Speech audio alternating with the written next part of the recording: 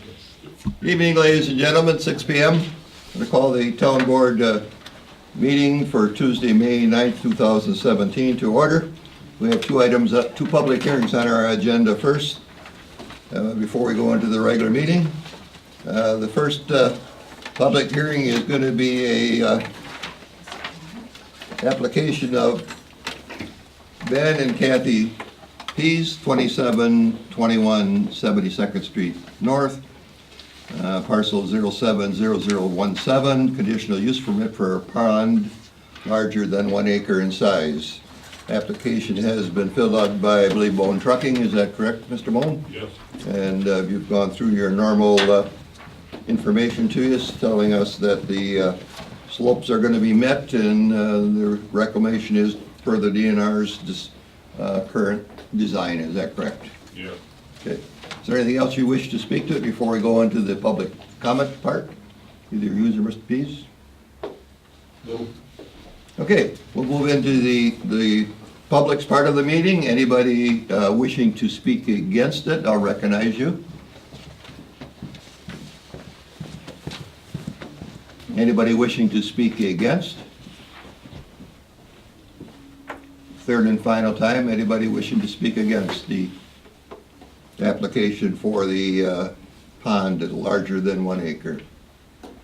Hearing none. Anybody wishing to speak in favor of it, you may have the floor. And name for the record?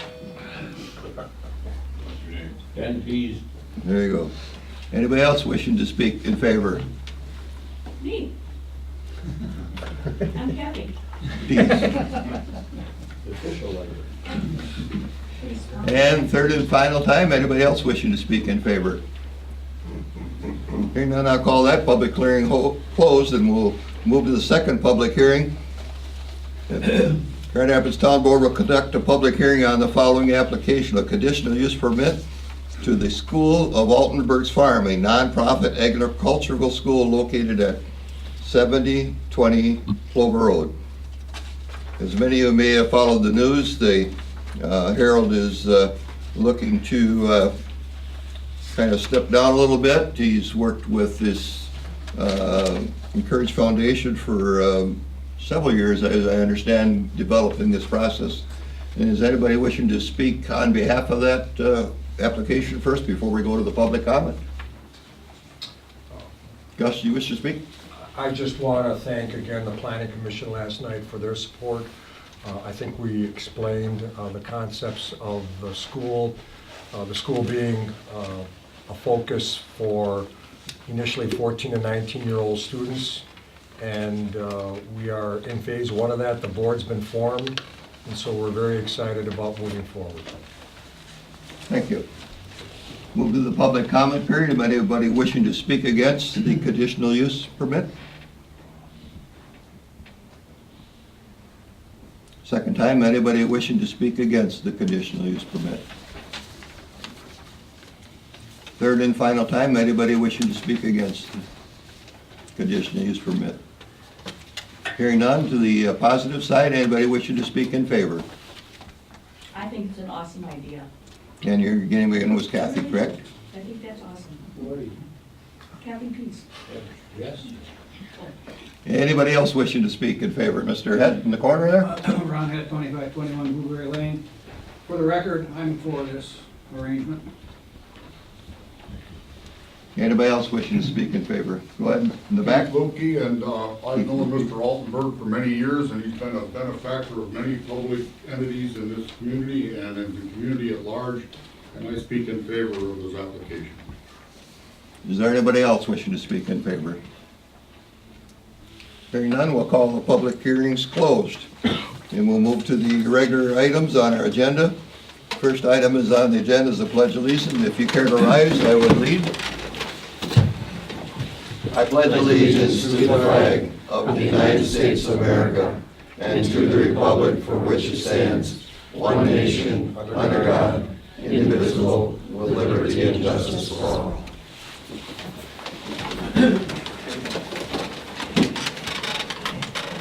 This evening, Patty Lumbee is not feeling well, so has stayed home, so we're running with 4 board members. We also like to introduce to you the folks, our new town treasurer, Amy Cook. This is her third week on the job, and she's doing a marvelous job so far. So be kind.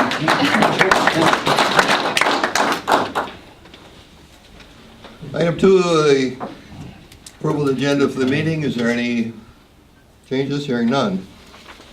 Approve minutes. Item 3, approve minutes from 3:18, 3:28, 3:30, 4:05, and 4:11. Mr. Chairman, We were busy. I'll make a motion to approve the board meetings for March 8th, 28th, 30th, April 5th, and 11th. Motion by Dan, second by I'll second. Kathy. Any discussion? Yes, I Bill? just have one thing. There's something in there about the canal park that was sent. I was just wondering if anything was going to be done. No, that was the recommendation was go to your committee, yours and Dan's committee, if I remember right. Yes, that's the way it reads in the That's minutes. exactly what it And that's is. exactly what was. I haven't done anything. No, I was just wondering if we was going to have a meeting or not. We are, but Oh. not yet. Nothing was set yet. We will at our next. Okay, Okay, and is there any other discussion on the minutes? Hearing none, all in favor signify by saying aye. Aye. I have an aye. Any opposed? No opposed. Motion carries. Move to public comment period. People wishing to address this board or the public camera, limited to 2 minutes each. Public comment period limited to a total no more than 30 minutes. Anybody in the crowd wishing to speak to the camera or the board?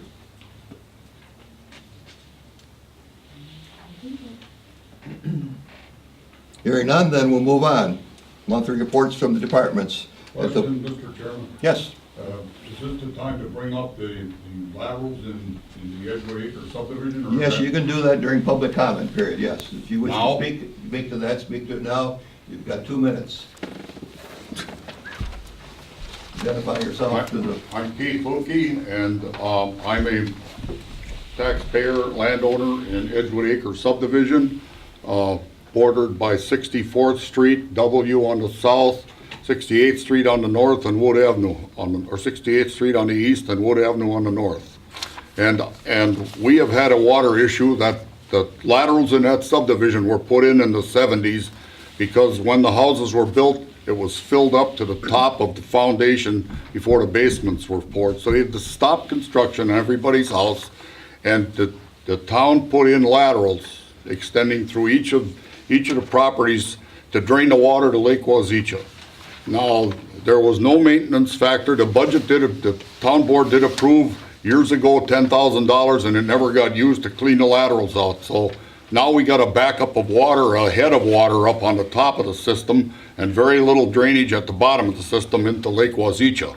So we addressed that with the town chairman. He sent the town truck there, but they've only augered out one lateral and cleared roots out of a section 1 block long.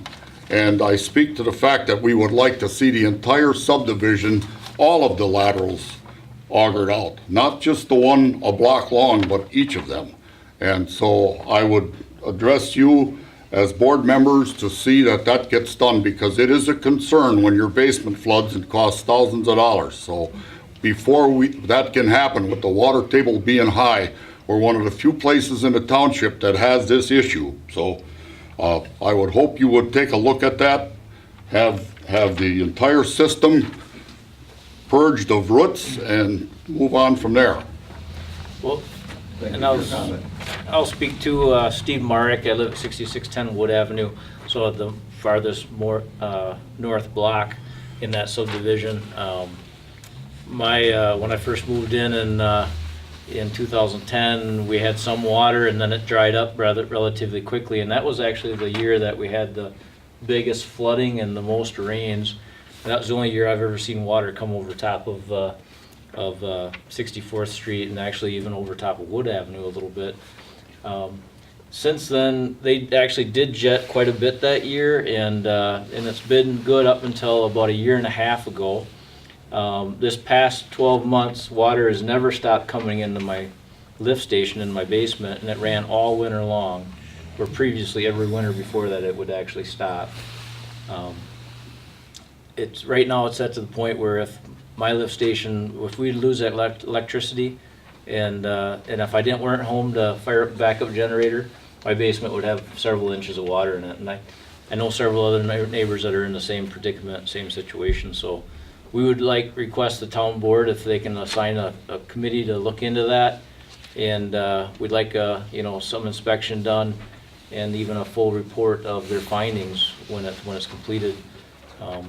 I noticed this year that several of the covers have not been lifted off of the individual lift stations where the laterals connect. Hadn't been lifted for years, and when we requested they be lifted off this year, we got quite a bit of feedback that it didn't need to be done and didn't need to be looked at. So we're just requesting that it be investigated further. Okay, thank you for your comment. I'll address an answer to that comment when it gets into the chairman's comments. Yes, go ahead, sir. Roy Randorf, 6610 Batavia Avenue. Okay. Our flooding started in March. We're pumping now every 50 minutes. We'd like something done. It hasn't always been this way. It's been getting steadily worse every year. So I'm only one block north of him. Yep. My pump never shuts off. And I got a second pump that starts and stops. Mine never stopped all winter long. Yeah, it's, So it tells me that being only one block apart, we should be in the same situation where I'm much worse than what you are. yes, sure. Okay, anybody else wish to speak? Not, we'll then go on to the monthly reports from the department. As I started to say, Chief Don Bone is at the station right now. There's a procession that's going to come through the town here sometime in the near future, bringing a dead fire chief from town of Richfield that just passed away to the funeral home. So there, a few of those honor guards are standing out there, so his report will be later.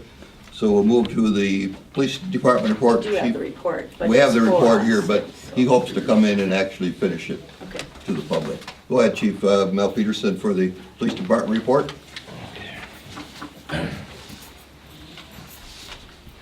Morning, evening, everyone. It's been one of those days, I guess. Okay, for the month of April, the Grand Rapids Police Department handled 356 calls for service, and that compared to 389 calls for service last year in April, about an 8.5% decrease in calls, and the town board members have a breakdown of those calls. For the month of April, the police department issued 48 traffic citations, 6 municipal ordinance citations, and 30 written warnings. On April 12th, I and 4 other veterans from the Wood County were sworn in to the La Crosse Area Veterans Mentor Program. A total of 10 new volunteer veteran mentors were sworn into the program. In addition to the Wood County, these volunteer mentors reside in Pepin County, Vernon County, Monroe, and La Crosse counties. The mission of the La Crosse Area Veterans Mentor Program is providing mentorship and support to veterans with legal, behavioral, health, or emotional problems by insisting and encouraging their participation in veterans affairs, community-based treatments and intervention programs, and navigating the La Crosse Area Veterans Court if necessary. The hope is here is that we can get a veterans court established here in Wood County that would be able to service several counties here in central Wisconsin. So by the 5 of us starting out and being trained as mentors, the hope is then if they can get the court established here, that we can get the court up and running and be available to veterans that are assigned to the court. So hoping they can look into that, or it's being, the judges in the district attorney's office are all in support of it, so they're trying to get it up and running. April 15th, officers of the Grand Rapids Police Department conducted firearms training at the Wisconsin Rapids Police Range. Handgun qualifications and rifle training were completed. And then on April 29th, the Grand Rapids Police Department participated in the Wisconsin Department of Justice sponsored prescription drug take-back event. The town of Grand Rapids was able to collect approximately 102 pounds of unwanted, expired, or unused pharmaceuticals at the drop box located in our front office up here by the office staff. Put a little perspective on this. in April of 2015, which would have been 2 years ago, we collected 23 pounds. In October of 2015, we collected 29 pounds. Last year in April, we collected 60 pounds. And October last year, we collected 63 pounds. And now this go around, we're at 102 pounds. So you can see that these prescription take-back events are really gaining some traction, and it's keeping these prescription medication not only off the streets, but out of our water supply. After I put together this report, I got a email from the Marshfield Clinic Center for Community Outreach. They kind of monitor the community take-back events. And for all of Wood County, there was 1,664 pounds of medications collected for Wood County. And then just yesterday, I got an email from the Wisconsin Department of Justice, and for all of Wisconsin, we collected 66,039 pounds of unused medications. That's quite an astonishing amount since October of last year up until April. So in previous years, usually Wisconsin was in the top 2 or 3 nationwide for amount of medications collected. And no doubt that that's going to rate right up there again nationwide. So good job by everybody involved in getting that medications turned in. Department vehicles are doing well outside of normal maintenance. And once again, you can stop by my office anytime. Now it's quiz time.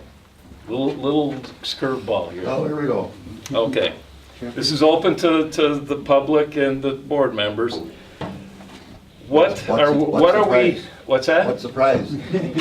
Well, we'll have to see if we get an answer first. Get out of jail free card? Yeah. What are we recognizing this week, pretty much nationwide? Does anybody know what this week is been designated as or recognized as? National. Okay. National Teachers Appreciation. That's one of them. That's one of them. There's another one. Law enforcement. Nash- No. Is it next week, law enforcement? Next week. Law enforcement. Oh, yeah, next week is the law enforcement one. There's one more. Firefighters. No? Lung cancer awareness or something? Boy, there must be a lot of I designations. just want nurses. Well, you got a lot of get out of jail free cards. Yeah. Good Morning America had blue ties on, but I can't remember why. Okay. The one I'm thinking of is it's Public Service Recognition Week. It's May 7th through the 13th. And what is Public Service Recognition Week? It's celebrated the first full week in May since 1985. It's a time set aside to honor the men and women who serve our nation as federal, state, county, and local government employees throughout the nation and the world. Public servants use this occasion to educate others about the work they do, why they have chosen public service careers, as well as many ways government services make life better for all of us. So in recognition of this Public Service Recognition Week, I'd just like to take a second and recognize all the members on the police department: Sergeant Drinkwine, Officer Kubishik, Officer Anderson, Officer Tomey, Officer Crummel, and our part-time officers, Officer Weiberg, Officer Adamczyk, Officer Conover, Officer Spath, Officer Voigt, and Officer Jaworski, and also our office staff, Jewel Neineman and Peggy Dowdy. And then, of course, our Fire Chief, Don Bone, and all his volunteer firefighters out there, Lisa, and our newest member here, Amy. And then, of course, our town crew, Rick, Mike, and Jake. And then last but not least, you got to recognize the board members too. So kudos to everybody for this week. And if you have a chance and see these individuals, please recognize them for the service that they do. Thank you. Thank you. And of course, the chief will take any questions that you have. Is there any? Any questions? And of course, we recognize the chief too. Yes, Harold. I I would like to see deal going on where you see a police officer, you wave, not look the other way. The amount of officers that have been in great danger is high. Recognition for what you do, just a wave. I'd like to pass that on to everybody, but it's a good congestion to what you do. Thank you. Thank you, Harold. Thank you. Everybody wait. Thank you. All right, thank you so much. And the newest member of the public service community, Amy Cook, will give you the treasurer's report for the month. And yes, we still have money in the bank, we heard it. All right, bear with me. You have till 8 o'clock. Okay, okay. Our current month receipts were $184,930.04, and current month disbursements were $197,635.80. Cash on hand at the end of the month was $1,243,533.48, with $105,143.26 in checking, and $812,430.10 in the repo account, and $315,549.65 in our money market account. Good job. Any questions? Thank you very much, Amy. All right, item 6, approval of resolution 2017-16, conditional use permit, Ben and Kathy Pease to have a wildlife pond larger than 1 acre on 2721 76th Street North. Board members? I'll make a motion to approve resolution 2017-16. I'll second it. Motion by Bill, second by Dan. Board discussion. Any questions? Hearing none, all in favor signify by saying aye. Aye. Aye. I'm an aye. Any opposed? No opposed. That motion carries. You have your pond permit. Very good. Item 7, resolution 2017-17. Regarding the School of Altenburg's Farm, a conditional use permit for the school. Is there a conversation or discussion on the board, or a motion? I'll make a motion to approve Resolution 2017-17 to approve the conditional use permit application for the school at Altenburg's Farm, an agricultural farm school located at 7020 Plover Road, with a condition it continues indefinitely with this organization so long as they continue to operate in its exempt purpose, and to allow a 12-month grace period to return to exempt status if needed. There's a motion. Is there a second? I'll second that. Motion by Kathy, second by Dan. Board discussion. Hearing no needed board discussion, all in favor signify by saying aye. Aye. I'm an aye. Any opposed? No opposed. You have your conditional use permit, and sell them raspberries and pumpkins, or strawberries. Thank you. Thank you. If anybody wishes to leave, you may. Oh, you have the right one. Okay, thank you.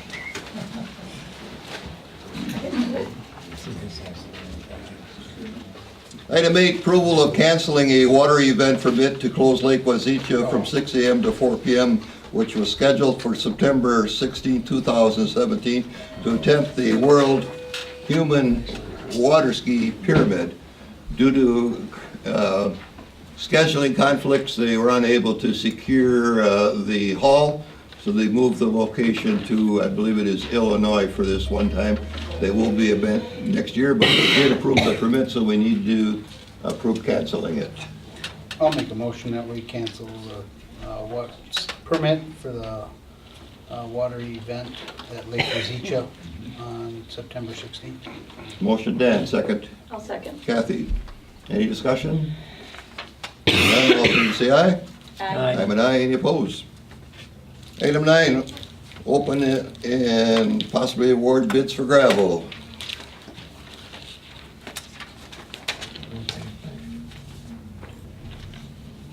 In alphabetical order, how's that? We'll do them, huh?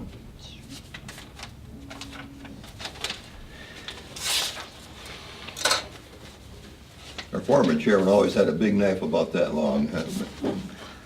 He's cutting back a little bit. First quote is, bid is by Bone Trucking and Excavating, 2017 gravel permit. Bone Trucking and Excavating agrees to following rate of 100% fractured rock road base from Millstone Torque Quarry delivered to the town of Grand Rapids, $10.84 per ton. Bone Trucking also agrees to the following rate for 100% fractured concrete delivered to Grand Rapids, 2017 at a rate of $12.50 per yard.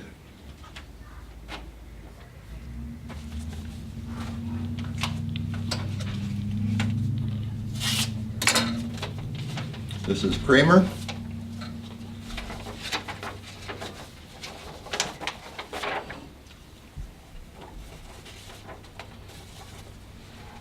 Kramer Company LLC is pleased to quote the following crushed granite 2017 season, either 3/4 or 7/8 base at a ton rate of $11.45.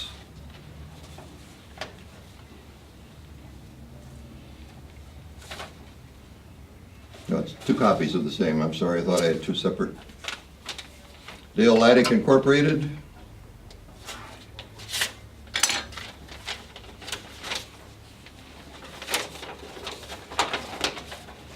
Supply the following amount, any amount of fractured 100% crushed 3/4 minus road base anywhere in the town for a price of $10.87 per ton. And that's the bids. I'll make a motion to approve the Bone bid of $10.84 per ton. I'll second. Motion Bill, second by Kathy. Board discussion. Hearing none, all in favor say aye. Aye. I have an aye, any opposed?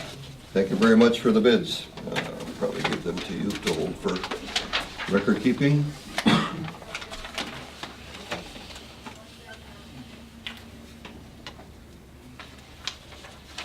With the board's permission, I would like to move up the item 16, the update from Rick Kokoka and possibly Jeremy from the Sand Valley trip, if that's okay with you. Looks like the rest of it's pretty much housekeeping stuff. Is that okay? Sure. Okay, sounds good. Rick? Okay. You got 2 minutes. 10 of them are seconds are gone. Good. I moved you up. Thank you. I We moved thought he you up. wasn't here, he moved No, up. thank you. I was trying to make sure that the mayor had time. He is. His schedule is a lot more conflicted than mine. Right. Once again, really thank you for allowing us here. Sitting in the front row there is part of the delegation that just came back from Bandon, Oregon.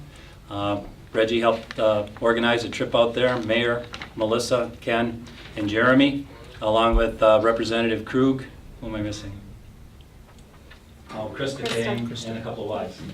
But the purpose of that trip was to bring back economic data from Bandon.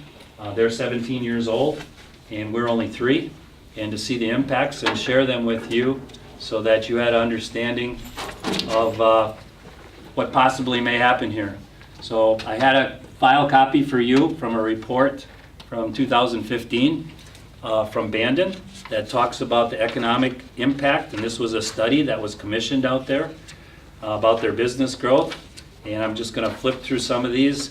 It's really interesting to see the total number of rounds played for the last year of 2014 for 4 courses was 146,000 rounds in 4 courses. Job creation. Bandon Dunes Golf Resort leads Coos County in job creation, and number of jobs is the largest employer in their county. And I would like to point out that one of the things that we learned, and you guys can jump in anywhere in here, is the city of Bandon and the town of Rome, central Wisconsin, very, very similar. Coos County, Adams County, Wood County, very similar in counties as far as per capita income. There's a cranberry marsh right across the road from the entrance to Bandon Dunes. Their economies are similar. They lost timber and fishing basis for their economy, much the same as we've lost the paper industry here. So the golf resort there really brought back a lot of economic opportunity to them. I was hoping to get you this a little earlier so you had your time to go through that, but community benefit. Through job creation and tax contributions alone, Bandon Dunes Golf Resort emerged as a key champion of South Coast current and future economic growth. So BDGR, which is Bandon Dunes, has engaged in what appears to be an authentic and mission-driven effort to supply the region well beyond job and tax growth through a series of comprehensive community engagement initiatives. So that's both civic and commitment to youth and scholarship. They also have, there's some place in here where it says they have donated over $200,000 in golf and rounds and equipment from Bandon Dunes to civic organizations for their fundraisers in kind. On average, about $200,000 worth of green fees, room nights, and resort credits are distributed annually to organizations to assist in their own fundraising. While not a direct financial investment, these donations bolster the philanthropic efforts of dozens of entities. They also have the Wild Rivers Coast Alliance, which is an environmental group out there, and they've done the same here.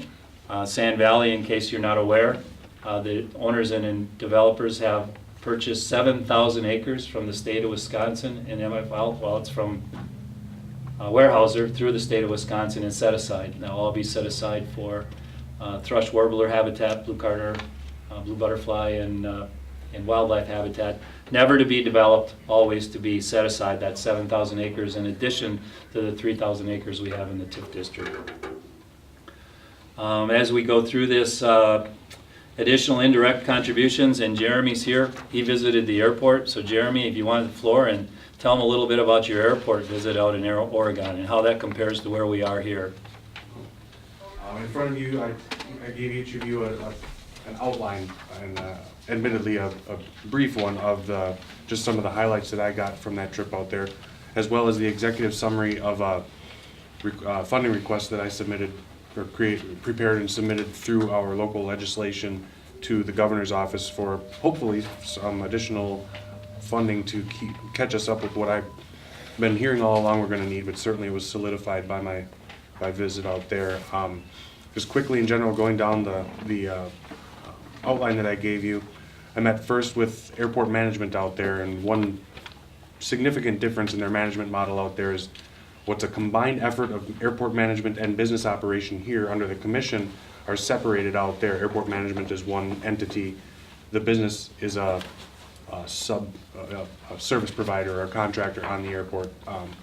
As of now, the commission overtakes or oversees both of those components of airport operations. So my first meeting was with the airport manager or airport management, and just some of these things here. One of the big advantages they had out there was they were created as a naval air base, so they were given infrastructure well beyond what we have to accommodate aircraft, certainly in parking space and runway capacity and size.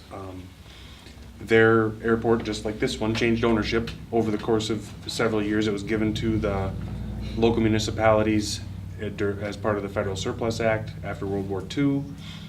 Just like this one was donated by the Alexander family and its creators back in the 60s.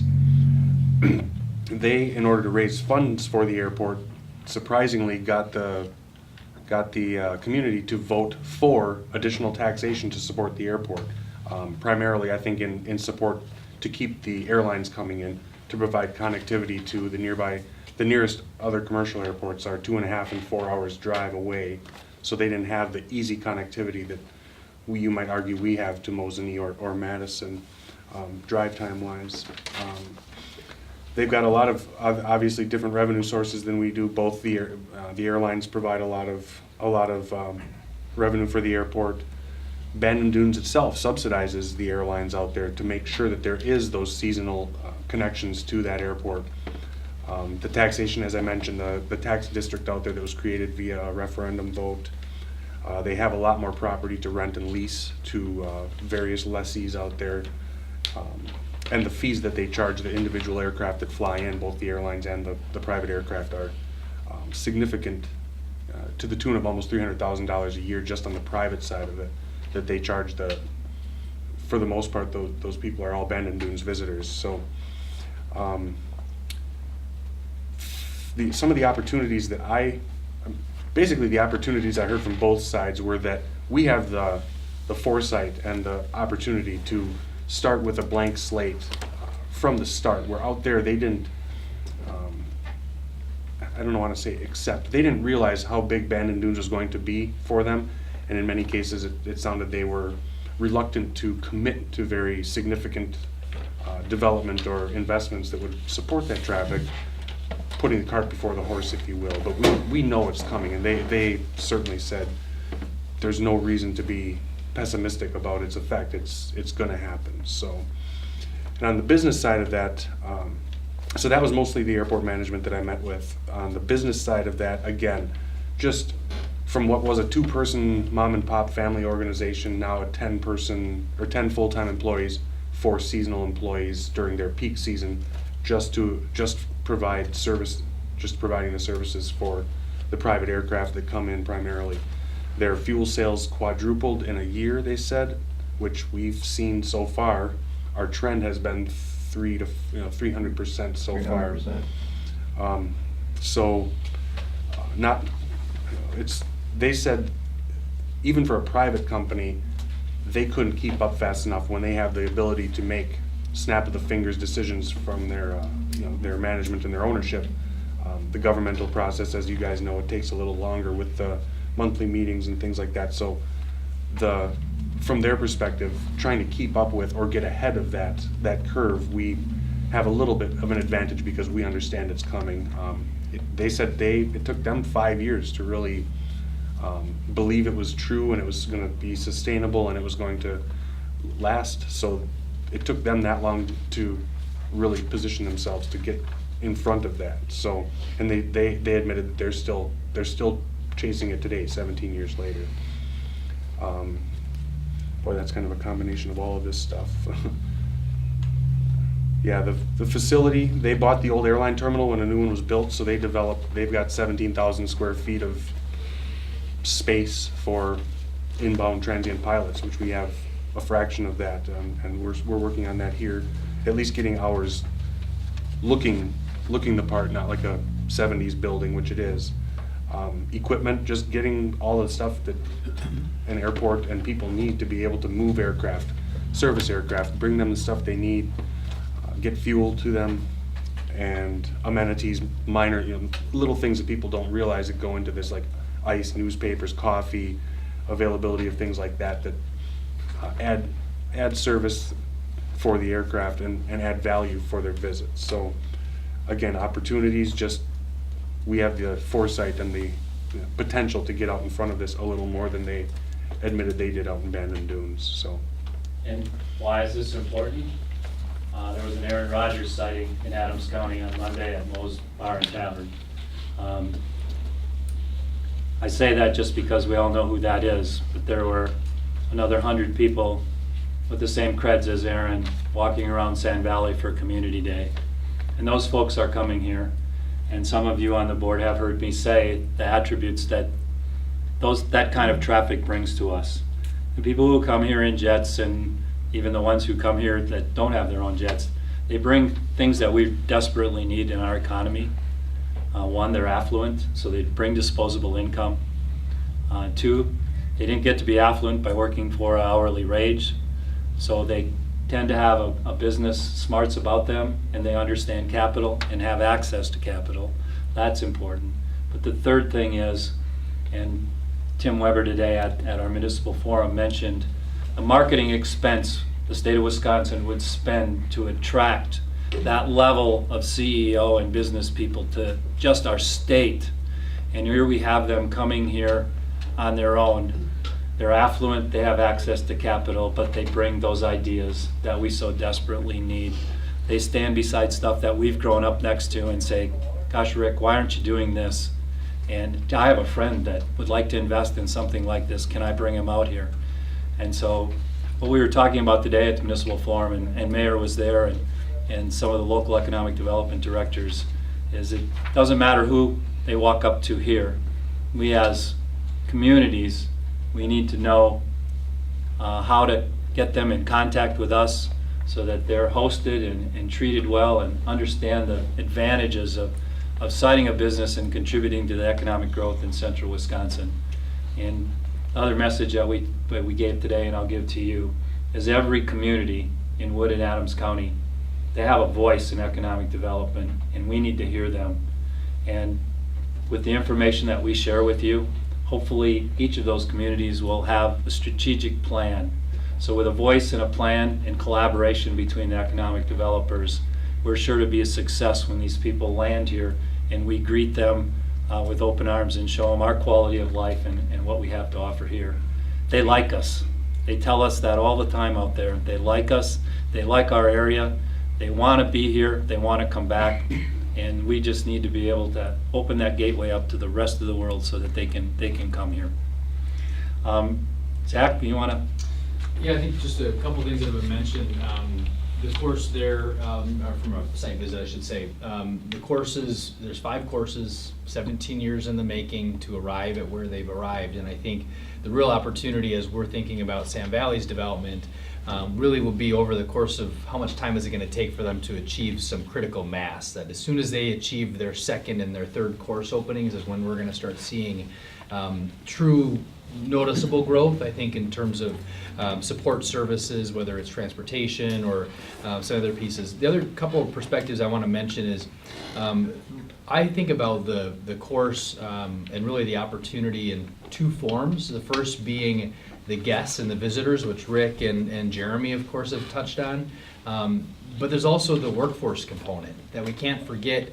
The 150 full-time permanent employees and maybe some seasonal and part-time, and then the 300 caddies that are going to be working on at Sam Valley. And in Bandon, as the economic development report identifies, the payroll is really the major economic Almost 17 million. 17 million that they've got 800 or so employees out there. Granted, it's a full-time year-round operation as opposed to Sam Valley being more seasonal, but I think we can't lose sight about the opportunity. And why I mention that is each of our communities in central Wisconsin will have opportunity to take advantage of some of the impact. And I think the town of Grand Rapids, it's no secret, housing is a major component that the town stands to gain. And you've got 2 nice subdivisions that have been platted that are in the midst of being developed. And I think those types of things will continue to expand opportunities for the town. And I think as we work collectively and collaboratively, all working together to make sure that we're seizing the economic opportunity. The major thing that I took away from Bandon was their community really didn't embrace the economic opportunity. Bandon Dunes Golf Resort is in the middle of, it doesn't have a home community. It doesn't sit outside of a town of Rome with some services. It really is in the middle of nowhere on the Pacific Ocean. And Bandon, the city of Bandon is 10 minutes, 15 minutes or so away. Coos Bay is another 15 to 25 minutes, depending on if you're going to the airport or not. So I think, we stand to gain much more because our connecting highways drive through our communities here, whereas out there you drive past them, and you get to the resort, you never have a reason to leave the resort. So it's up to us to create exciting places in our communities for people to come and visit, or even from an employment standpoint to come take a job here and stay here. So I think those are a couple of perspectives I'd share. But I do think that there's opportunity across the townships and the villages and the cities in our region. One of the suggestions I would have is it's a good opportunity to look at your zoning code and your comprehensive plans to know, are there things in there you would change related to land use and some of those other pieces? Those are decisions that oftentimes, when a development shows up at your doorstep, do you look at those things? But I think to our region, it's really a question. I think of the 13 corridor between Rome and Wisconsin Rapids, and I get compliments and complaints both about that corridor in terms of zoning and look and feel and character. And now I'm not talking to the town of Grand Rapids, but if I was sitting in front of the town of Saratoga, I'd suggest taking a look at their zoning code and enforcing certain elements that enhance your look and your feel. The city of Wisconsin Rapids is doing a comprehensive zoning rewrite right now, and that takes a look at every standard of residential, commercial, industrial, and every other development in between to ensure that the next 20 years development practices look like we'd like them to be, and they have the right type of character, and they send a message of quality and community pride. When your standards are from the 80s and the 90s, things look not as good as maybe people would like them to sometimes. So I think, what I'm saying is, it's a good opportunity to pause and to reflect and to look at each of what we have in terms of our ordinances and codes. And I just think that overall it was a worthwhile visit. We got a real quality snapshot of both the resort's operations and what makes that enterprise tick. I'll tell you, as a business guy, I have appreciation for behind the house. What does it look like? How does it function? There's an immense amount of pride in that employer, and I think that's a trait that we'd like to see in our community, is a good quality employer. And I think the other component is the community.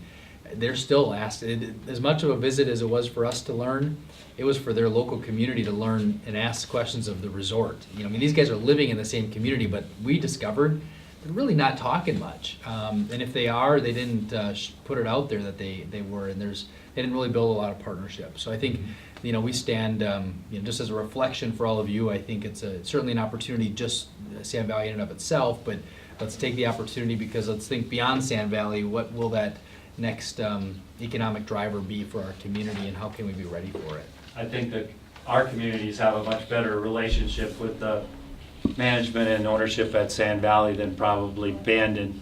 There was so much skepticism in Bandon that they just couldn't figure out why some guy from Chicago wanted to come out there and build a golf course in all this gorse that they have out there that Zach stuck his arm into. It's like a cactus. Yeah. It's an invasive species from Ireland. They saw an opportunity like Sand Valley did. We have a chance to look at Bandon and see what happened out there and what could happen here. So I think we're being much more proactive. The Kaiser family would tell you that things are going a lot faster here than they did out at Bandon, and again, I think their experience with all of that. So the community just needs, I guess right now, just to be aware of the opportunities and to know that you have a living, thriving, breeding, economic animal right at your doorstep. And for those that are able to come forward and take advantage of that, there's going to be some big opportunities. We want to mention a couple of the local places that are doing business with Sand Valley. I think that's a good opportunity for Melissa. Just sure. Those pockets of Absolutely. Out there in Bandon, about $8 million worth of business is done with local small and medium businesses in a given year.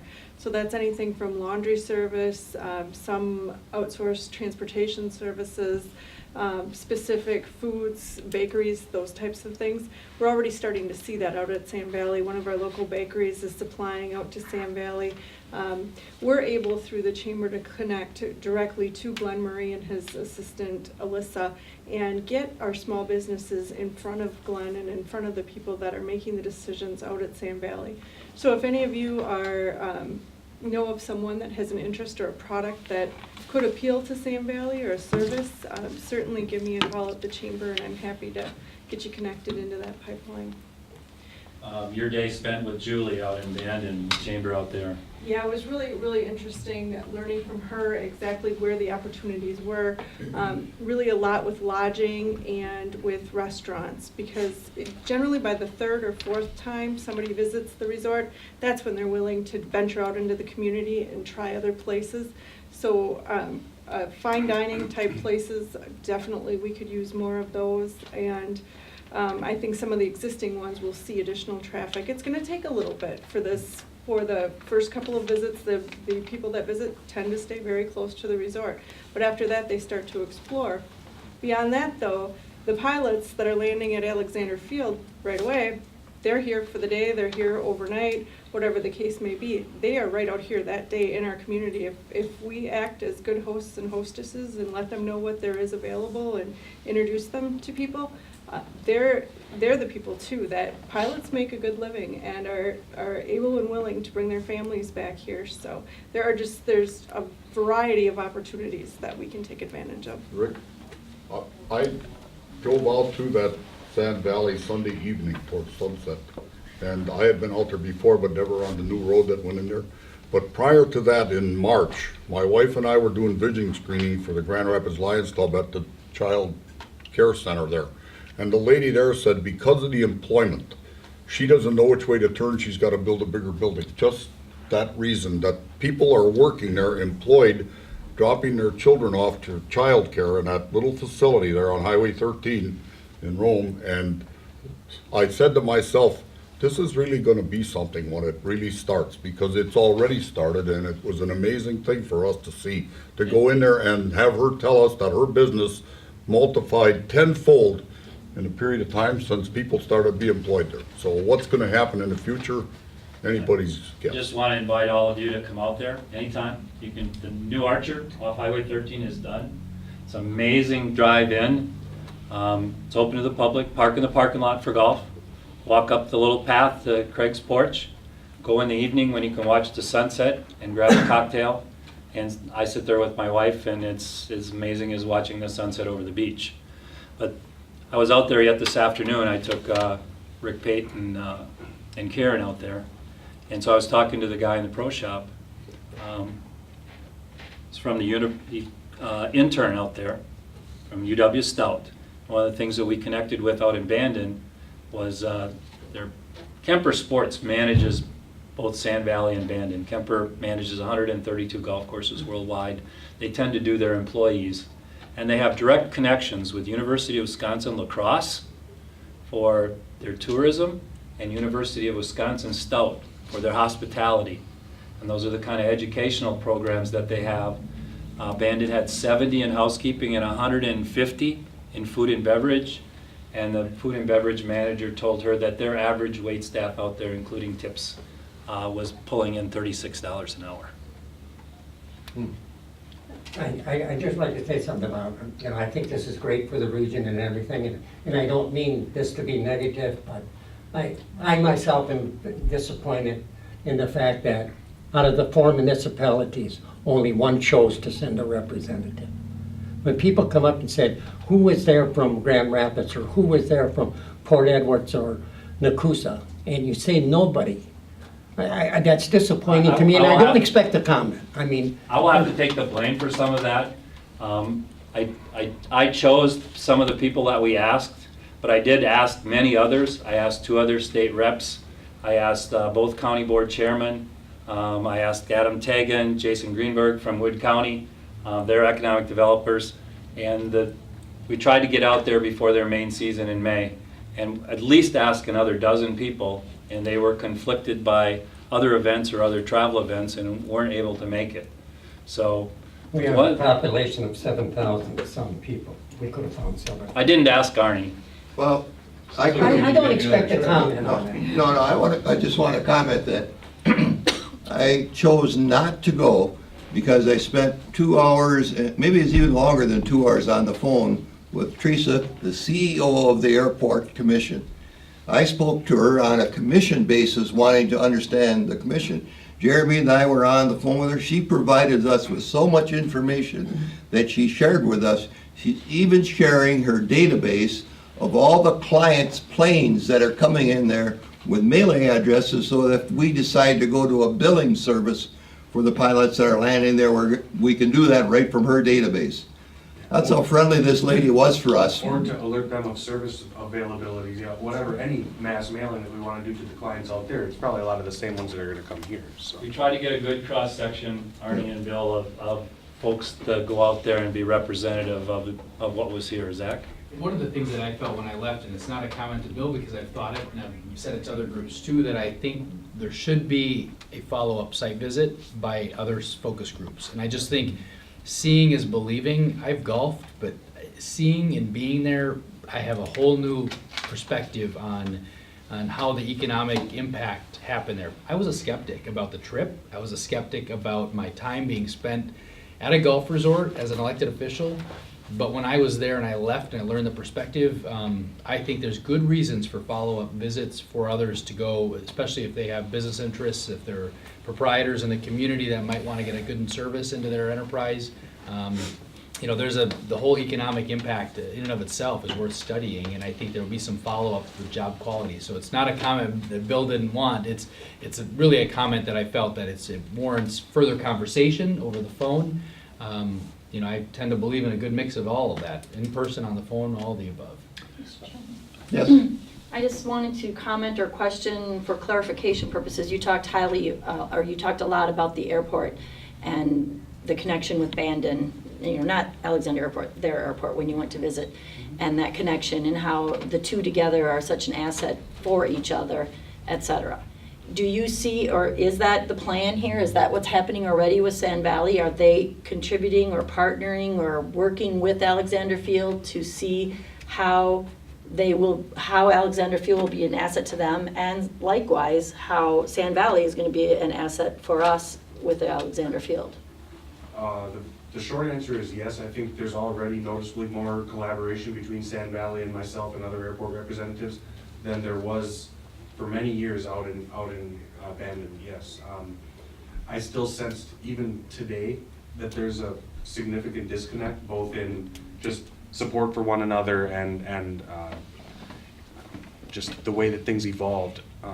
I think Sand Valley is the Kaiser's second time around at this, and I think they learned some things about the way they developed out there as well, and certainly that relationship with the airport. And surprising you bring that up is one of the things I heard from some of the Sand Valley people, or Bandon Dunes people, is that when they get their follow-up questionnaires back from their clients and their guests, you know, what would you change if you could about your experience at Bandon Dunes? It's very rarely anything about the golf resort itself. They said a lot of the complaints they get are, boy, that person at the airport was not very friendly, or the transportation service from the airport to Bandon to the golf resort was not adequate, or wasn't what we were hoping for or expecting. So again, from the ground floor, we have the opportunity to make that a little more seamless for them. So that's... And one of the things we're looking at with the airport capital improvement plan, virtually every part of that plan is revenue producing. So the tarmac expansion, you charge for tarmac parking, hangar, fuel, all that. Once in place, it's going to generate a revenue stream to continue to add and build to the airport. Okay. Did that adequately answer your question? I wanted to hear. And so you were talking about local businesses also while I was out there this afternoon. Chuck from Lake Air, I forget his last name. Sedevy. Yes, he had two big Suburbans, and he was out there hauling and escorting guests. But one of the other things we learned is the quality of customer service that is expected, and I don't know, it's risen as expected probably, is because Bandon delivers on it and Sand Valley delivers on it every second of the time you're there. Ken, you want to talk about that? No, absolutely. What I've been telling people when I'm representing the CVB, and obviously we're hospitality. If you want your doctorate in hospitality, you go out to Bandon Dunes, and that'll be your college of hospitality. Sand Valley is already exhibiting that. We as a CVB group have gone out there and done a board retreat out there, and we're treated. I mean, I've got several stories and I won't bore you with them, but the hospitality is just spectacular. We're at supper, young gentleman overhears us talking about the campfire down below. Boom, he's down there preparing a campfire. 5 minutes later, he's back up saying, "Folks, your campfire is ready whenever you want it." We didn't ask, and that's the kind of hospitality we're going to get. The other thing I was impressed with, and I've said it numerous times, we're very friendly. Rick has mentioned it. They love, the Kaiser family already loves us here in central Wisconsin. We've been open arms, very friendly. But friendly isn't enough. Hospitality takes it one step further, or maybe two steps further. But one thing we learned out there is that they have these classes to teach hospitality and customer service. They're more than willing, I believe if I heard it correctly, at no charge, to have us come out there and partake in their hospitality classes, their customer service classes. And I think that's one thing that we're definitely going to want to do from a CVB end, is to promote that and make sure that we're taking advantage of that. Because that little extra step we can take as a community, to be hospitable beyond just friendly, is really going to get these people coming back time and time again, and the word will spread. You know, Businesses who adapt to that the quickest are going to be the ones that are going to be the more successful the quickest. And Arnie even has a pilot story. Yeah. Talked to one of the pilots the other day. Yeah, I've been out there several times when these big planes come in, and I'm always asking them, you know, what do you need from us? What do you want to do? One of the pilots, the group, two of them, they were going to be there for the day. They said, you know, we'd like to golf. Is there a place that we could rent clubs and play golf? I gave them the name of two places, and they went to Walmart, each bought their golf balls because they figured they'd be cheaper than at the golf course, I guess.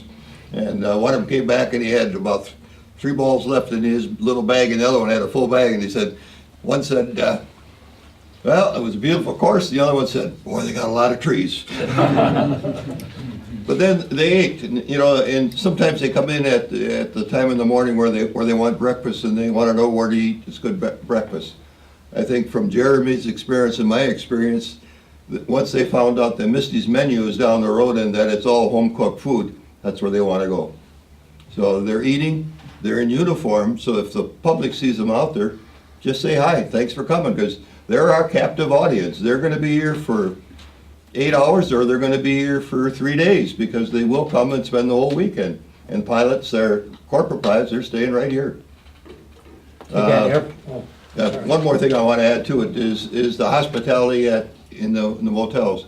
2 of the pilots were here the previous day. They stayed at a Crown Royal, whatever, hotel, and breakfast cost them $16 a piece. They stayed at the Merrick Inn and had a free breakfast. And they said, you know which breakfast was better? Merrick's. So that tells you a lot. These pilots said, well, we know where we're staying when we come back, and we know where we're going to go for breakfast. So, but you know, Jeremy and I like to engage them when we're out there, because the pilots are willing to tell us what they need, and that's the input we're looking for. Mr. Chairman? Go ahead, Mr. Ed. Thank you. I'd like to follow up on Kathy's question there, but from more of a financial standpoint. I heard Jeremy, I think, say that Brandon Dunes financially supports the airport. Bandon Dunes financially supports one of the airlines that flies into there seasonally, primarily because they want to make sure that airline connectivity continues into the nearest airport for convenience of their clients. So they actually, from year to year, between $200,000 and $400,000 they give to the airline. Basically, they buy tickets for empty seats is how they do it. Do we know that they might be doing something similar here, financially supporting the airport? Initial indications that I'm getting locally from them are that they're concentrating first and foremost on getting their own operation up and running, from strictly focusing on golf. They're not in the business of providing transportation. They're not in the business of providing local services and amenities. Their business is golf. Their expectation is that the entities around them that stand to gain from this influx of traffic are going to do their own part to get themselves up and ready and running to support that activity. So which communities around here help support the airport? And how's that proportionate share determined? And does everybody pay their equitable share? The commission right now is made up of 4 municipalities: Port Edwards, Nakusa, Wisconsin Rapids, and Grand Rapids, and each of them pays a proportional share toward the overall budget of the airport based on equalized value of the community. So each community pays a different dollar amount, Okay. but it's based on the equalized value of the properties in that community. I didn't hear Rome. Rome is not part of the formula, but Rome very generously sent us a check for $10,000. Their first payment towards we hope to be many. I think, Rick, your funds that you're coming from Rome is coming out of the hotel motel tax. Is that correct? Yep. And we're not a part of Southwood County and the airport, and it's still important to us and our representation, and we did provide a starting check for $10,000 to the Airport Commission. I don't want to forget either, though, Wood County has been supporting us for many, many years with some influxing of funds, and that may be able to grow depending on our economic development needs. So I want to thank Wood County also. And I hear there's an open house the end of the week or so. I think, I hear there's tours all the time, but I never see an invitation or, you know. Here's an invitation. Okay. Anytime. Okay. I just did one this afternoon. What's the comparison of that terminal to our terminal? And does it have a restaurant? Well, they've got two terminals. They've got the airline terminal and the private aircraft terminal. So, assuming you're talking about where the private aircraft fly into, no, they don't. What the private air terminal now used to be their commercial air terminal. They've rebuilt their commercial air terminal. That only has flights 5 days a week, and when there's flights coming in, they do have small restaurants that do, or not even restaurants, places that offer sandwiches and sodas and stuff like that. But neither of them have a restaurant. Do you see a rebuild of the terminal here down the road, I mean, to accommodate this? I wouldn't say it's out of the question. It's gonna be a matter of meeting a demand and meeting expectations.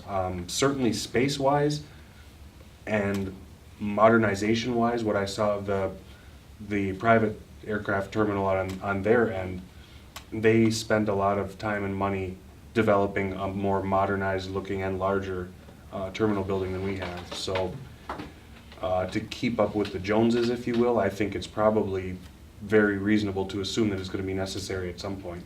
Thank you. So what's on the horizon for the rest of this summer? Gentleman in the corner, his name was? Ron Head. Ron? Ron? Hi. For the rest of the summer, Community Day was May 1st. It was well attended, even though it was really crappy weather. It's just like Bandon. That's not where you got a suntan, huh? No, you got that. Trying to catch fish this weekend.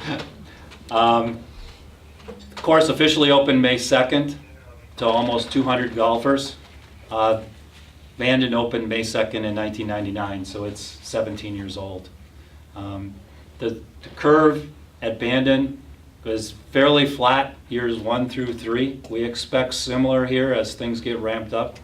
The second course will be open for preview play, I'm guessing, in September. The third course is a par 3 20-hole course. Will also be open probably for preview play in the fall. With both of those courses open in full swing to a total of 3 by next summer. I would anticipate some fourth course planning by the end of this year. We're going to have a TIF review with them in July. There's also some other things that they're working on there. The lodge will be open for public tour on June 1st. And again, anybody can go out there. You can go out there, just be respectful to the golfers and the people who are lodged there. Walk up the walkways and walk up to the porch and have a drink. And what I do when I go out there is I listen. Occasionally I'll introduce myself to some folks, and they're from all over the world. And they tell a wonderful story about their visit, and everyone should go out there and hear some of that. So the U.S. Open is Father's Day weekend in Erin Hills in Wisconsin. I imagine Jeremy is going to be extraordinarily busy the week before, the week of, and the week after. Not just from the golfers and the caddies that go back and forth from here to there, but from the media and the other professional golfers that are going to come up and take a look at Sand Valley. And again, I'll remind you that if you want to take a look at what the rest of the nation is saying about central Wisconsin, we were front page on the Wisconsin State Journal a week ago Saturday. We were on Channel 4 News in Milwaukee last Tuesday night. We were in the New York Times last Friday, and last Sunday we were the front page color cover of their travel section in the New York Times. That's the kind of national exposure that people who are in economic development really like, because we start to get phone calls. I've got a guy coming out Friday from Fox Valley looking at motel sites. Got a guy from Green Bay called and asked about economic opportunities and give him some information. When you're talked about in the newspaper nationally, we were the cover of PGA Magazine. We were the cover of Golf Digest. Matty G from the Golf Channel has already walked the course. Those kinds of national attention are drawing people here that we could never replace. So the course is open.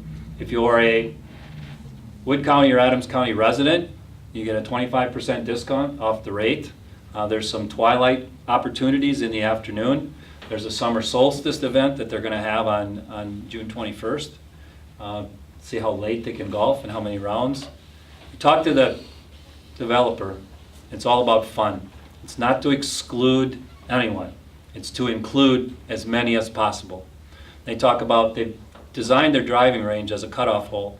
So it plays number 5 back, and they made an extra green at the one end of the driving range that you drive from, so that you can come back that way, with the sole intention of offering juniors 17 and under 5 holes for $5 after 4 o'clock. But that's the kind of way that, I didn't even talk about the scholarship program and the Evans Scholar that they're doing. That's not for adults, that's for kids. He's at the shave. And Neil. But there's a lot of fun things that are happening. I just encourage everyone to go out there. You can contact me for group tours if you like. I'm more than happy to take them out there. I've been working as the Town of Rome rep to the Sand Valley Development for the last 3 years. So.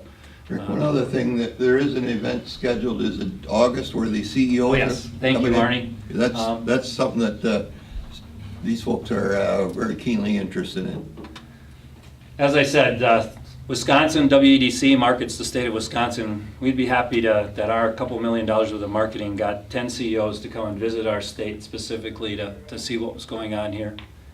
Sand Valley is hosting a CEO convention in and around the first week of August.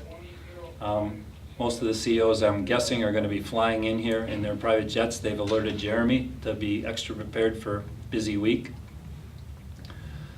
To get 20, 30, 40, or 50 CEOs visiting your area is an economic developer's dream.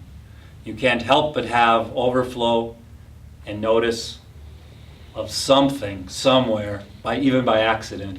And when we go out there and talk to them, it's going to be no accident. They're going to see us. And Arnie talks about the breakfast. I'll just end with one short story about one of the founders that came into Friar Tuck's in Town of Rome. And the founders are the original investors. They all pitched in $50,000 to have the prestige of being a founder member.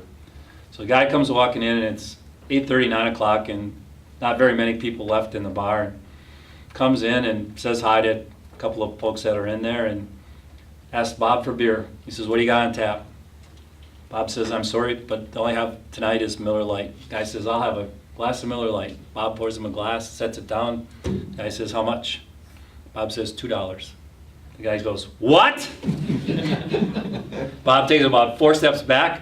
He says, "That's ridiculous." He says, "How can you make any money like that?" And he gives him $5. He says, "Keep it." He paid more in a tip than he did for the glass of beer. They love going into Trail's End and buying their drinks and 3 of their friends for $20 and getting change back. Because in Chicago, that's a myth. So those are the things that we have going for us, plus the friendliness, the laughs, the ease of which we move around with each other. You should all be very, very proud. Economic development is more than buildings and per capita incomes, it's quality of life, and we exhibit it here all the time. And so the nicest thing that you can all be is when you see someone say, "Welcome to Central Wisconsin, we hope you enjoy your stay." Thank you. Thank you very much.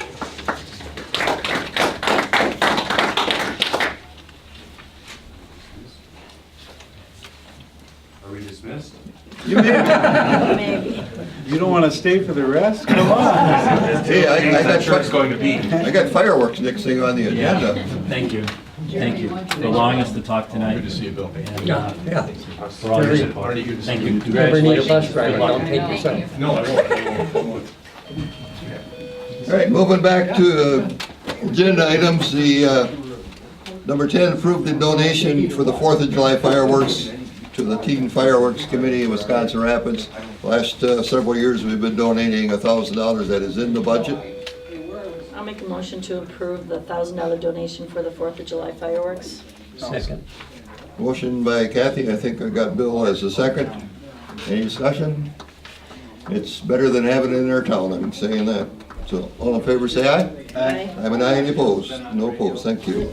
Discuss opinions from Attorney Flanagan and the Horton Group on Internet Purchasing Exchange. That's from last month, where we talked about setting up a location outside of our building, that this sign would be posted, which indicates to anybody that wants to do an internet transaction with somebody, whether it's whatever up, that we have a site outside the building that has camera surveillance on it, and it may be a safer spot than meeting downtown, wherever. So we got opinions from our attorney and the Horton Group, who was our insurer, all saying that this is good, there is no issues. Horton Group went on to say they wish more communities would do this. So, any more discussion from the board side? Concerns? Mr. Yes. Chairman, as I read the letter though from our attorney, I heard him suggesting he had no concern with offering up a site for it, but not to use that sign because of that tying into the other links, and in rather putting up a sign that is available through the Wisconsin Crime Prevention Practitioners Association that simply says, Internet Purchase Exchange Location, this area is under video surveillance, and only that. Yeah, I wouldn't have a concern on what sign we use, it's just that this is an example that was sent to us at no charge from a group. William? So does that mean we're not going to do what he said, we're gonna put up that sign? No. Is that what's in the motion? Who made the motion? There's no motion yet. I'll make a motion that we go with the attorney's recommendation and use the WCPPA sign for Internet Purchase Exchange Location, as recommended by our attorney.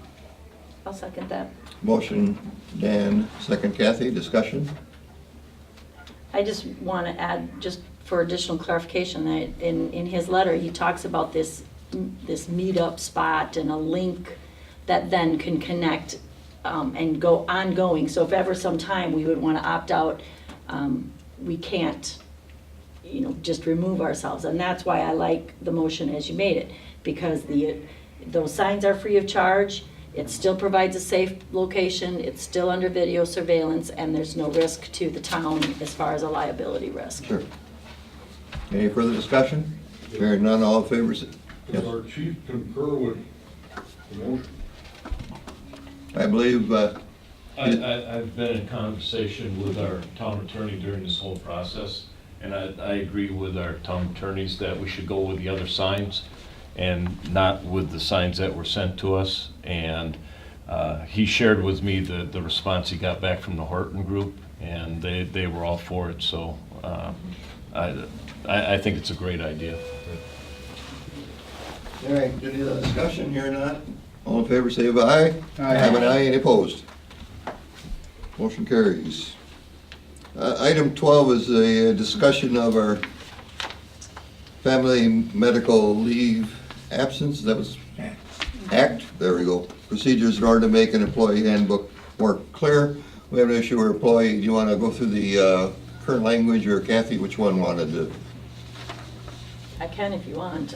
Our language it follows state and federal guidelines, where when an employee takes leave of absence, the state portion of the leave allows them to make the choice of whether or not they're going to be on paid time or not. They can use benefit time, such as sick and vacation, or just be on unpaid time.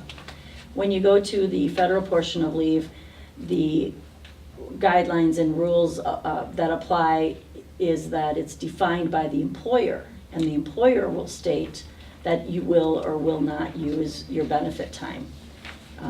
So for example, at the county, a person who's on family medical leave, the first 6 weeks, if a person were to take 12 weeks for, let's say, the birth of a child, the first 6 weeks is the state portion. You can choose to be totally on unpaid time.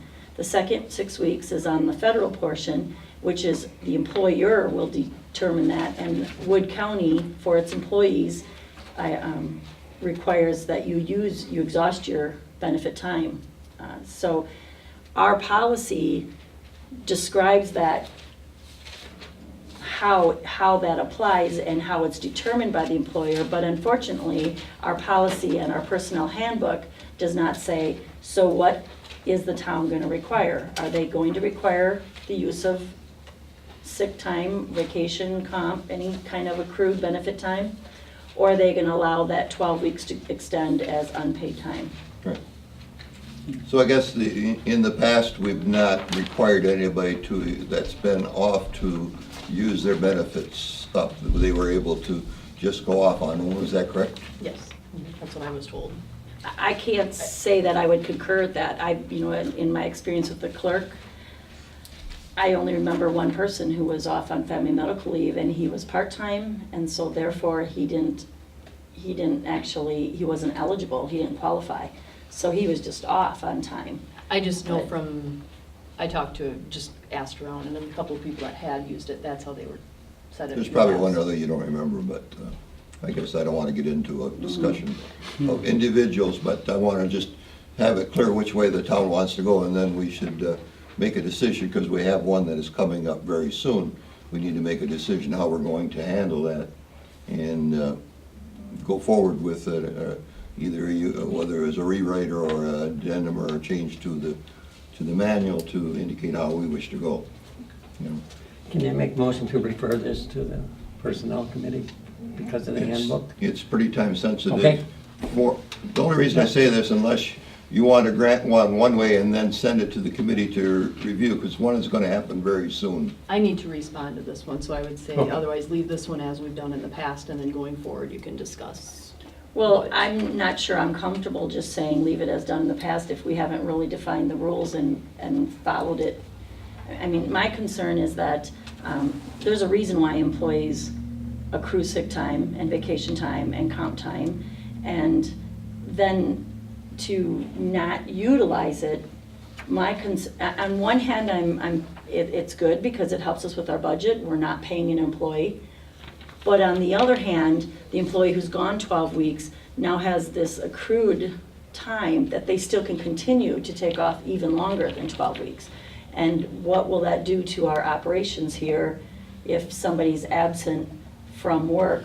Say a police officer, for example, who does have to be filled in their absence, if they're gone 12 weeks and now they still have 3 or more weeks vacation or something, and then they can take an additional 3 weeks, the scheduling that it would create within the police department. So I'm really on the fence on this of whether it's a good thing or bad, whether it's good or bad to allow the employee to choose that federal portion as being unpaid. Mm-hmm. Dan, from your perspective, anything? I'm just trying to wrap my arms around. I understand both options, and kind of on the same page as Kathy there, I mean, we got one coming up. I wish we would have had this a little sooner, but we don't, and so, and on the, I don't know. We do have in our personnel handbook how if somebody does exhaust benefit time, there is an unpaid leave of absence that can be requested. And so if an employee exhausted sick time or vacation time, et cetera, during that second 6 week, during the federal portion of their leave, and if then down the road something happened and they needed to have a week of absence from work, they can petition the town. They can actually petition the town for up to 8 weeks, I think it is. Yes, up to 8 weeks in the personnel handbook. So it's not that if we mandate the federal portion to be paid time, that if all of a sudden now they don't have vacation or something, there is still that opportunity to be They could absent. still take that time if they needed it. It would just be unpaid time. Right. Because they have It's just- exhausted their time from the federal portion on that, correct? If they've exhausted, the federal portion, if they have, let's say, 6 weeks, 4 weeks of sick time built up in 2 weeks of vacation time. Mhm. And so the federal portion comes in, if they choose not to do anything during the state portion. When the federal portion comes in, if the town requires them to use their paid time, they'll start to exhaust one or the other. They can start at the sick or they can start at the vacation, it doesn't Mhm. matter. They'll be on this paid time and exhausting it down. Now, if 3 months from now, that same employee wanted to take a week's vacation with their family, and here they had to exhaust it because of family medical leave, they could come back to the town and petition a request for an unpaid leave of absence, which will be unpaid then versus unpaid now. I mean, it'd be one or the other. I think the biggest pieces in my mind is struggling with coverage. So if we allow an employee, not allow, we do need to allow them, it's family That's medical correct. leave, they get their 12 weeks. But if we allow them on the 12 weeks of unpaid time, in that year, they're actually gonna have more than 12 weeks absence from the town because they still have their vacation that they had accrued, that they can then take, which then becomes a scheduling issue. And the sick And, well, the sick time is Accrued. intended to be used for sick purposes Right. or family medical leave, But yes. we also have that option of them accruing it, Yes. you know. I mean, I honestly, I'm, without having, sadly, we're kind of in a shotgun position here, we're trying to decide what to do, and I'm more inclined to follow the practice of the county where during the federal portion, the employee exhausts their time. But I do see some value with budgets when employees are gone on unpaid time. It's not really with the police department, because when a police officer is gone, we have a part-timer covering, so there really is no savings. Well, Other than not having two. Well, there's different in the wage structure, by, Right, and wages and benefits that you wouldn't be paying. Right. So, I mean, there is some benefit, I mean, it's probably 30% of the difference, so I mean, I guess it's, So as a point of order, its motion fails for lack of a second. did you I actually? didn't make, Oh, I There thought was you a did. motion. Oh. I didn't make I no. didn't hear anything Didn't hear coming motion. forward yet, so I guess, one way or the other, we need to resolve this one, and if there's a decision that it wants to be done at a review of the policy, or if this is a change to policy, we need to do it and move on tonight. I don't like to put us in these type of things, but we do need to answer this one, as it's time sensitive. And, Go ahead, Kat. oh, go ahead. you go ahead. I was just gonna say, and this was brought to me a few weeks ago already, so they had every intention of bringing it in plenty of time. So, you know, it's not like they're bringing it at the last minute, so, and they were kind of basing it off of what they've talked to other employees, that's always been done in the past, so, you know, it's kind of, it's something, I think I would be more comfortable saying, not to mandate them to take their vacation time, but there's a reason why we give employees sick time, and that's to be used for a medical leave, for a purpose of medical leave. So therefore, I just feel like if a person has accrued sick time, they should use that, whether it's because of their federal medical leave portion of time, or whether it's because of a doctor appointment or a future appointment. But if we want to say, you know, we would limit the requirement of benefit time only to any accrued sick, that's fine. I'm more inclined to be supportive of that, but I just don't feel like, you know, there's a reason why we give them sick time, and I just understand. feel we should. I think I could Wait, support that. that idea. You know, put that in motion. I'll make a motion that, let me just see how we worded this about the employer portion of leave, if I can find it in here quick. I'll make a motion that employees utilizing the federal family medical leave shall use any accrued sick time, and then may choose to use additional accrued benefit time. Motion's been made, is there a second? I'll second that. Motion been made and a second to make that change to, for using the accrued sick leave time? And that's only during the federal Only during the portion. federal portion. the first 6 Is there any discussion? Right, the state portion allows them, we cannot mandate the state portion. Okay. Bill has a question. So that's how we're going to change the handbook to make that. There'll be little change. clarification in the, Handbook. actually in the policy, because the handbook says to refer to the policy. So the policy itself, what Lisa will just have to revise if, What page? if the motion carries, page 9, where it states the Federal Family Medical Leave Act, where it talks about when solely utilizing that, the town, you know, has the employer has the decision on what is going to be required. We'll just need to provide clarification in there that the employer will require use of any accrued sick time, and that the employee may opt to use or choose to use any additional benefit time after that sick is exhausted. Okay, any other discussion? Hearing none, all in favor of the motion signify by saying aye. Aye. I'm an aye, any opposed? Motion carries. Okay, I would like this reviewed though by the personnel committee. We could Put review it the on your policy agenda. so that Yes. it comes back for formal adoption. Yeah.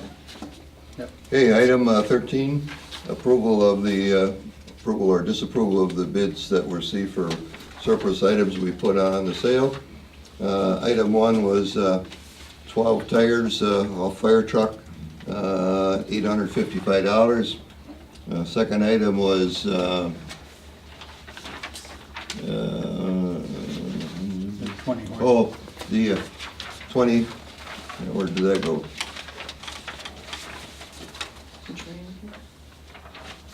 Right here, that 435? 435. Yeah, 20 horse Honda motor pump, that was bid at $435.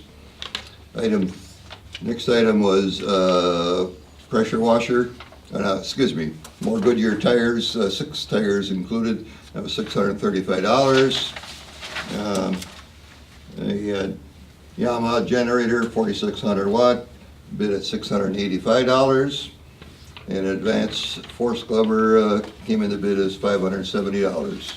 Those were the bids received. Is there any discussion on whether to accept or not accept any of those offers?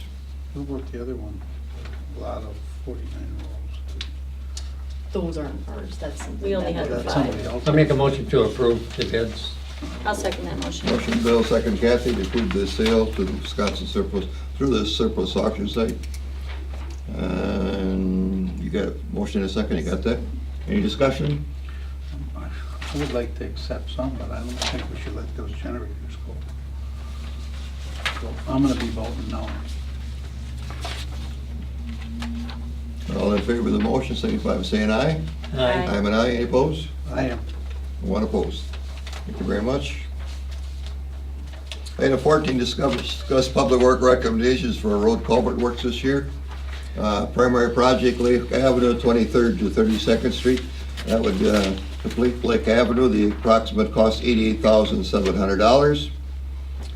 Culvert on Sampson Street, it's the 1 Mile Creek.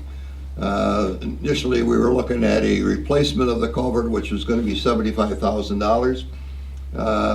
We are going through Wood County Highway. We've sourced out a relining of it. So they put a liner underneath the existing culvert, and then they would concrete pack around it, so it'd be a solid culvert, and that's gonna cost only $27,300. Another culvert we have on 64th Street, just north of the railroad tracks, just off of Highway 54. We've had a collapse on one end of it. That's approximately $11,000. Then we wanted to do a chip seal of 48th Street that was put in 2005, Airport Avenue to Griffith Avenue, at a cost of $24,956. So the total so far would be $151,956. I believe our budget was $187,000, $184. I believe 180. So we're about $30,000 under budget at the moment. So those are the projects we like to get started. There may be some more things that we need to do, but motion would like to approve to get these started. I'll make a motion that we approve the project listed for the $151,956. Also, I'd like to note that that culvert on Sampson Street may be available for some bridge aid reimbursement. Right. Which would be, obviously, we wouldn't see it till next year, but there's a possibility of getting $13,000 back from that. I'll second his motion. Motion made and seconded. Any discussion? Hearing none, all in favor say aye. Aye. I'm an aye. Any opposed? No Yes, I'm opposed. Oh, Bill's opposed. If you want to know why. I just think this is the only thing towns have to do. Town boards should go out. I'm from the old school where we used to go for a road ride, and we heard from the residents as we went there. I think this road, that road. I just think it should be a board decision by looking at these roads. And we've stopped doing that. Ask a question, who makes those decisions? Normally, it's done through looking at our 5-year plan, and what we do is look at the road schedule as to how much deterioration is the rating system we use. and then we bring that all together and how many roads are at a class 3, and we look at what can we do, whether it's a main collector or is it a subdivision road or whatever. We know that we have a fair amount of roads that need repair. It's becoming an issue that you don't do much road for $187,000. Now, our normal road budget is $300,000, and we can do a fair amount of roads for that. However, we're paying off a loan yet. We have 2 more payments this year, or this year we paid already probably. We paid in March. And we have 1 more payment in 2018, which is $137,000 or thereabouts for the town line road construction that we did over the last 5 years now. That'll be the last payment on it. Now that, if we can move that money again back into roads, then we'll have our $300,000 again, and then we can start doing some more roads that really need it. Where do you publish the 5-year plan? Is that somewhere? It's been in the minutes a few years back. I guess I don't know what date the last time it was done, but every time we do a request to the county for some aid, we have to give them a new 5-year plan. So we're probably at the 2 years. I believe we're in year 3, which was the finishing of Lake Avenue. So I understand Mr. Clendenning's comment that the board should go out and look at all the roads, and I wish they all would. I've been on pretty much all of them myself through the course of the year. And our road crew manager, Rick, will actually do the rating system. That is due this year. We have to do all the road inspections. They have to be put into a computerized program, and that has to be done by, I believe it is December 1st, to the state. Put it out on paper, spits it out to us and says, these are your worst roads. We try to get traffic counts. We try to match up the traffic to their, that's why the Lake Avenue road, the road was good. It's just that the surface on it didn't stay. It popped. The last repair that was done on it was county before they turned it over to us, when it used to be a county road and there wasn't a good surface put on. So we're stuck with it. We got to grind it up, lay it out, and then we should have a good road again for a number of years. Okay. Thank you. You're welcome. So we are on 15, are we now? Okay, thank you. Recommendation from Recycling and Solid Waste Committee to contact Advanced Disposal Service to discuss a contract extension. That was done at your last RWS meeting, Bill, correct? Yes. We wanted to do it on a timely basis, so we would be timely enough that Advanced Disposal, within 120 days of the expiration of it, they would give us a price. Prior to it. So that's your motion. You want to make the Yes, I motion do. from your committee? Yes. I'll second it.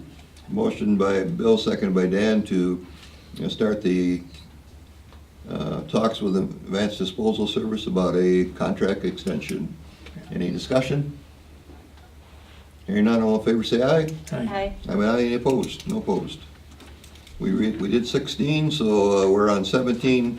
April disbursement vouchers. Any questions? Hearing none. Operator licenses. Do we have any? No, we do not. Do We have not. 3. We do. Yes, thank you. Mr. Chairman, I'll make a motion to approve Raymond Blostfield for Marjorie Steakhouse, Christine Nielsen for Hoozles, and Mary Skifton for Hoozles. 1 year as approved by the police department. Okay. Is there a second? I'll second. Motion Kathy, second Dan. Any discussion? Hearing none, all in favor say aye. I'm an aye. Any opposed? Bill, did you forget your bifocals? You were, Yes, I did. okay.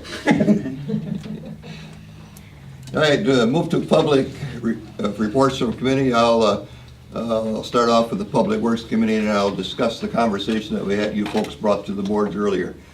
I just found out in the last few days that the area you're in is actually bounded inside of our sanitary district. There was a sanitary district formed in the late 60s, and it actually taxed the citizens in the area. And when they decided that we couldn't have our own sewage treatment set, they've been sitting on some funds. They have roughly $25,000 in the sanitary district funds. I did approach the sanitary district chairman about the cost of the use of the Barron's machine to do the running over on its Batavia. Is that correct? And that was $650. He said he will take it to the sanitary district. So now what I'm gonna do is do a referral from myself to the sanitary district to take a look at that district, that system, and see if they determine and wish to have it serviced, then they can act on it upon themselves. They do not need board approval to manage the drainage in the town of Grand Rapids. That's within the sanitary district boundaries that are on that map up there. So, Is there a treasurer on that? no, No. no, that would be, the treasurer is not a designated Grand Rapids person. So Chris Ginner is their secretary, treasurer, and she is remaining there with, so I will ask them to meet. And obviously they need to meet to approve this bill that I'm gonna give to them. And then I'll get a hold of you folks and see if we can get you folks to have a meeting with them. Yeah, we'd really appreciate that, because I do a lot of this type of work at the company I work for. We're in fact in the process this summer jetting a 2-mile effluent line that pumps 3 million gallons of water a day from the McCain Foods plant to the Wisconsin River. So I'm quite familiar with this type of work. Sure. So we would very much like to have a better understanding of the existing condition, Yeah, I don't believe there's ever been any camera down. I know they have rotor, if you want to call it that. And I know they spent 6 to 8 hours over there on just getting through that first 600 foot. Took them quite a while. Obviously, the thing above it would be to see what the cause is, why those roots are getting in there. If there's cracks in the pipes or whatever it is, then resolve that if they can. Well, I do know there's a 27-foot drop from the canister on the corner of 64th and Wood to the exit pipe at Lake Wazecha. So with that amount of drop and the amount of head of water up there, we should have more than a third of a pipe of flow coming out of there. I mean, common sense would tell you if you put that much pressure on a system running down, it's got to go someplace. Now, when I was there and looked at it when they were doing the work there, the pipe that goes along the properties that goes to the various different heads, it had to have been 12 to 16 inch, I'm gonna guess. And that was flowing at about half full. So that was not at capacity by no means. Well, it was, but I was there on the corner of 64th and Batavia, and the lateral pipe, once it was rooted out, the water was flowing from 68th Street over to 64th. But the water coming off the lateral along Wood Avenue and into that can and down to the corner of 64th was non-existent. There was no swirl in there at all from that pipe. So something on the north side of that system is not carrying that water away and down. So whatever that is, whatever blockage there is, if it's like the roots that were in that one block, is going to take an extra effort to clean it, because it took those guys 6 hours to go one block. And I mean, that maybe the machinery's not up to it. I don't know. I mean, if it takes that long to auger through and they got a clump of roots out, you saw the picture, 4 feet long, 12 inches wide, 7 inches thick of roots. Water can't go through that kind of stuff, so. I know they had a lot of difficulty going through with a full-size cutter. They had to actually go through with a smaller cutter first, and they were interjecting water pressure to move it forward to do the cuts. And then they had brought it back out and then put the bigger one in and then went through. But there were some pretty thick roots. I'm not faulting the effort, Chairman. I'm not faulting the effort. I'm faulting the lack of maintenance that's been done on the entire system there over a period of time. When it was promised years ago by this board, none of you were members at that time, but it was promised that it would be maintained, and it has not been. So if we have a starting point, I would be happy. You do. And the thing I want to say about it is, I believe everybody on this board supports keeping our infrastructure up, and I don't think anybody here is going to say that we're not in support of our infrastructure being maintained. That's the long and short of it. Go ahead. Just to make sure I understand, are you saying there are funds from some sanitary district? Sanitary district, yes. That are going to be looked at as to allocating those funds for this purpose? Yes, you can speak to the committee and request that.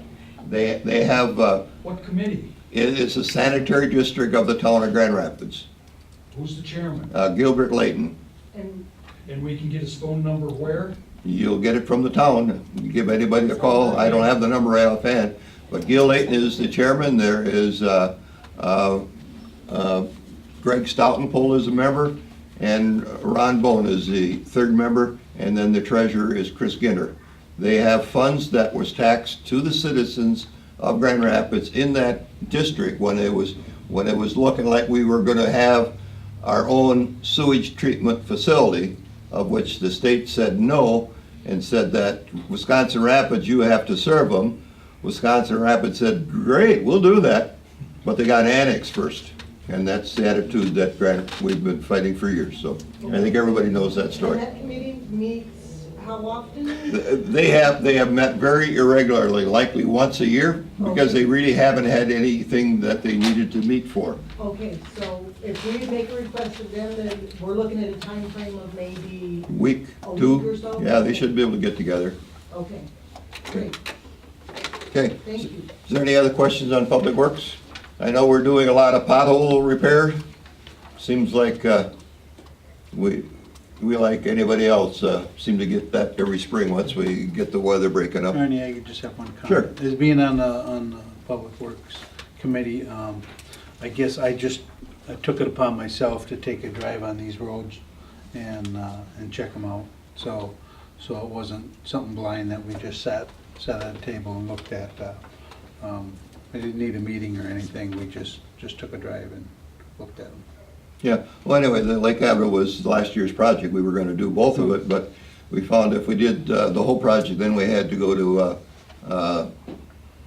a different rate structure, the contract rate, because it'd be over $100,000, and then we were going to pay like 20% more for labor. Obviously, we respected the citizens' tax base and chose to break it into two projects rather than one. So, Airport Commission. What about the airport? You heard enough? I heard enough about the airport. We got an airport.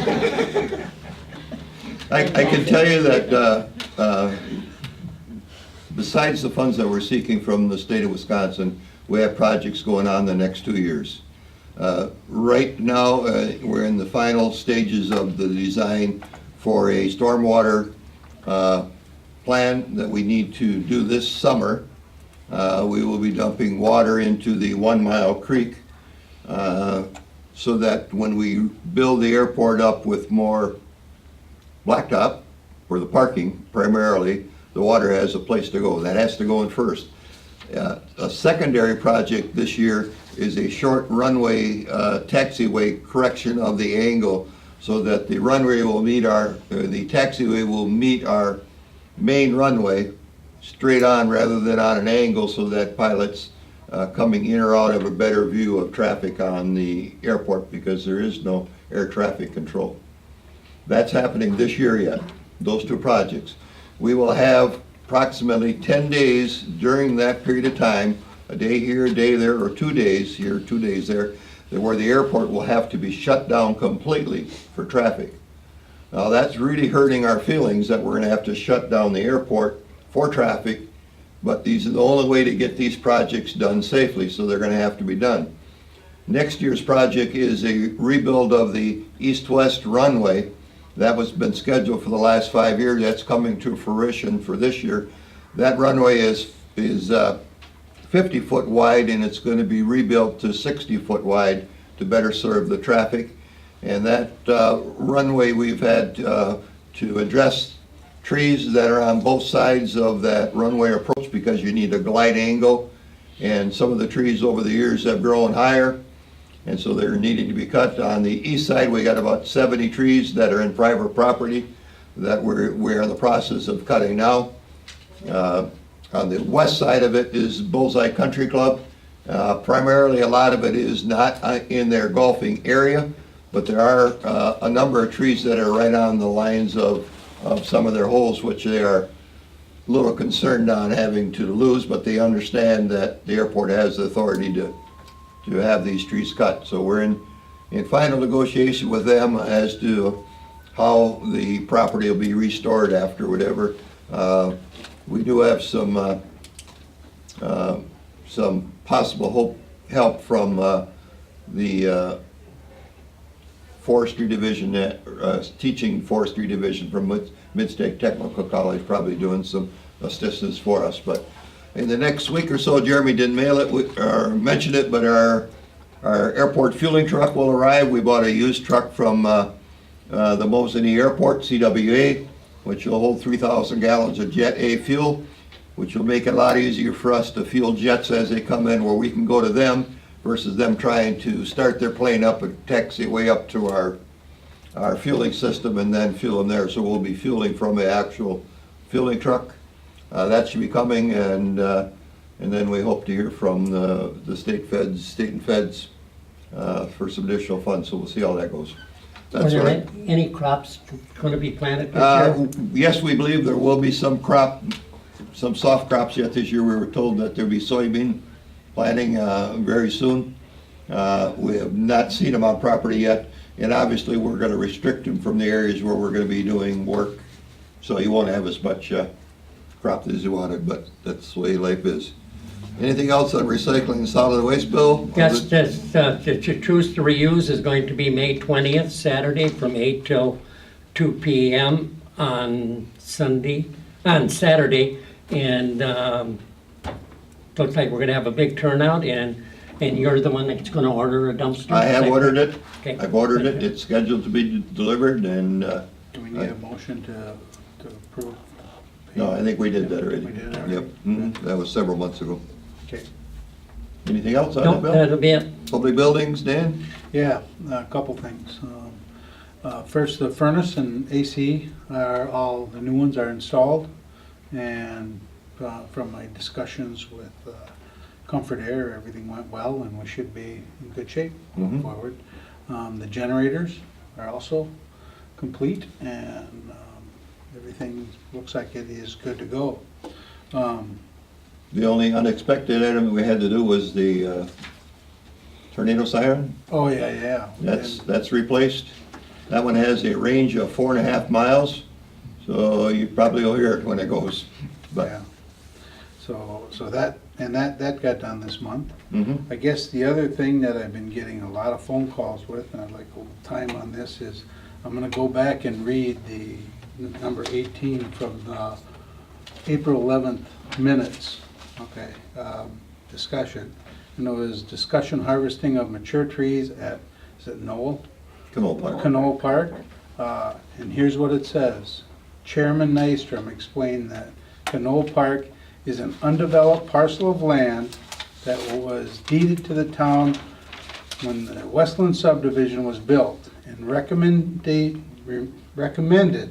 the Public Buildings Committee discuss with the DNR what their suggestions would be for maintaining the property. And I have had several calls from Bill Eichhorn and other residents that, Mr. Clendenning, you've been out there with a petition telling them this is gonna be clear cut and I have done. not, and I'm not And answering their I think it response. is totally inappropriate for you to be running around with a petition before we even had a chance to discuss anything of what's going on out there and get all these people riled up. Mr. Eichhorn said he couldn't leave his house because he was afraid that we were gonna come in there with foresters and clear cut it, which is totally not even what the discussion was or anything. So I think you should take your petition and call each and every one of them and apologize for getting them all upset. You know, at some point, we are gonna have a building meeting, we're gonna discuss it. I told Mr. Eichhorn I would walk the property with him. We are gonna be in touch with the foresters of the DNR, have some discussion with them, and at that point, we'll meet as a committee and go from there. But nothing, I guarantee nothing will be done, so these people, until these people are well informed that they do not have to worry about us coming in there with forestry equipment and one day that land will be clear cut. Nothing, that is the furthest from the truth. Surprised me. Well, you were the one running around there for 3 days with a petition. Okay. Well, 4 days, matter of fact. Okay, well, Totally Right. inappropriate. all right. Excuse Anything- me, I'd like to comment. I'm on- sorry, you're out of order. This is, you have your Public comment Works? period coming up here shortly. Your comment period is coming up shortly. On Public Works? No, you have your public comment period, I know number that, 21. You can comment then. Anything other on public buildings? No, we're done. Legislative, we did not meet. We are meeting, when is it? Next Wednesday, the 17th. 17th, that is our meeting, okay. Hope to be back. Number 9. Crazy, you want to join? Public safety. Kathy, No anything? meeting. No meeting. Economic development, Nothing. We haven't had a meeting. other than going to a Reggie meeting today, you were Yeah. attending on that. Personnel committee, No meeting. no meeting. WTA meeting, Just talked about highways. and Yep. You want to mention about the next meeting? next meeting is Dexter. That will be the third Friday. Friday of the month. And again, they're talking about highways there, I guess, from that one. Right. We are on for June, and we've contacted with Reggie. Reggie will come in and do a regional update for the community. So we'll need to talk about, What's the date on that? Do we know? just look the third Friday.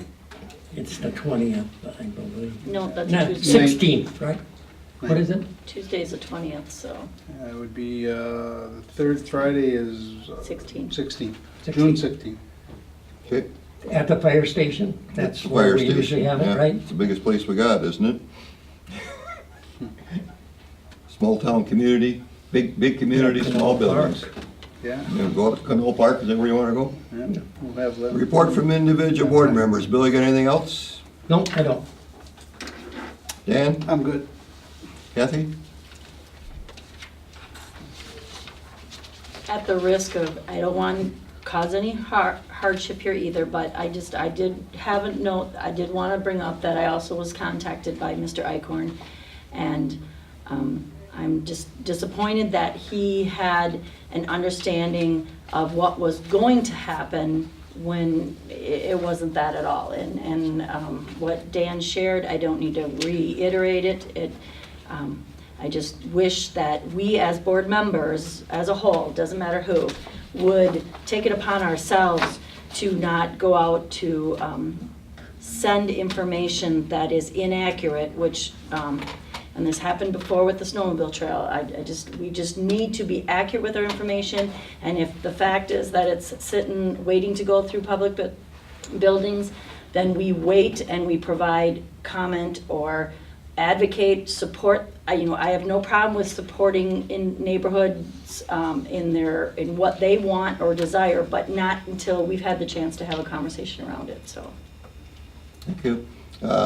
What I have for input is just to let the board and the public know.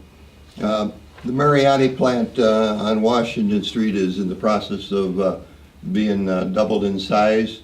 There approximately be 35 additional jobs. I met just a couple days ago with Joe Terry, city engineer for the city of Wisconsin Rapids, about the roads conditions. Prior to Mariani purchasing it, and when it was first taken over, the town of Grand Rapids re-blacktop that road, put additional layer of coat on it. Now it's to a point where that is deteriorated, and because of the subsurface of that road, it's not suitable for 50 semis a day, which they expect the traffic count to be at that point in time.